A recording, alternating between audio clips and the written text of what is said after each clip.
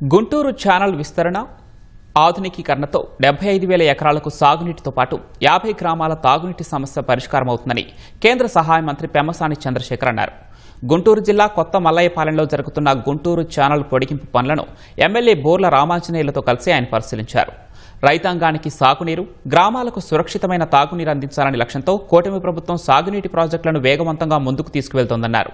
Guntur channel తొలి 47 కిలోమీటర్ల ఆధునికీకరణకు 370 కోట్ల రూపాయల అంచనా వ్యయంతో టెండర్ల ప్రక్రియ ప్రారంభమైందని, త్వరలో పనులు ప్రారంభమవుతాయని వెల్లడించారు. రాష్ట్ర ప్రగతిని దృష్టిలో ఉంచుకొని చేపడుతున్న ఈ ప్రాజెక్టులకు ప్రజలందరూ సహకరించాలని పెమ్మసాని చంద్రశేఖర్ విజ్ఞప్తి చేశారు.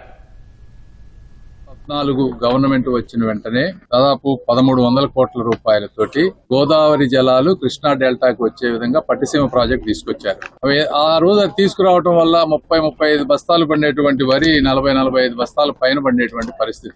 ఆ రోజు ప్రతిపక్షాలు ఆరోపించాయి, పోలవరం అయిపోతుంది, ఇది వేస్ట్ అవుతుందని. దగ్గరగా 10 సంవత్సరాలుగా ఈ ప్రాంతానికి పట్టిసీమ ఎత్తిపోతల పథకం ద్వారా 32,000 కోట్ల రూపాయల రైతులకు ఆదాయం పెరిగేటువంటి పరిస్థితి 10 సంవత్సరాల్లో. రెండోది, ఈ రోజున పోలవరం కూడా మీరు చూస్తా ఉన్నారు. యుద్ధ ప్రాతిపదికన ముఖ్యమంత్రి గారు ప్రతి నెల రివ్యూస్ తీసుకుంటూ, అదేవిధంగా నిమ్మల రామానాయుడు గారు దాన్ని కూడా వచ్చే సంవత్సరం ఎట్టి పరిస్థితుల్లో చేయాలనే ఉద్దేశంతో పరుగులు పెట్టిస్తా ఉన్నారు. అవి కూడా అయితే మన చుట్టుపక్కల అనేక 1,50,000 ఎకరాలకు పైగా ఈ పంటలకి మళ్ళీ రెండో పంట వేసుకోవడానికి ఇబ్బంది లేకుండా ఉంటుంది, రైతులకు ఆదాయం పెరిగేటువంటి పరిస్థితి.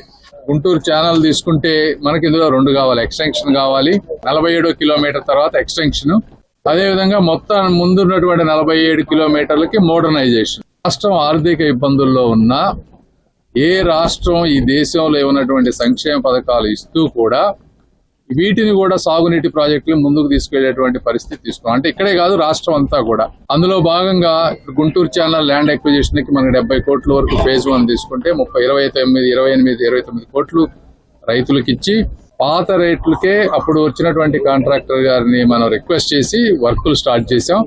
అవి కూడా ప్రతి నెల ఒక 10 కోట్ల రూపాయలు ట్రెజరీ నుంచి వచ్చే విధంగా చేసి వచ్చే 5-6 నెలల్లో దీన్ని ఒక రూపం తీసుకొస్తాం ఎక్స్టెన్షన్.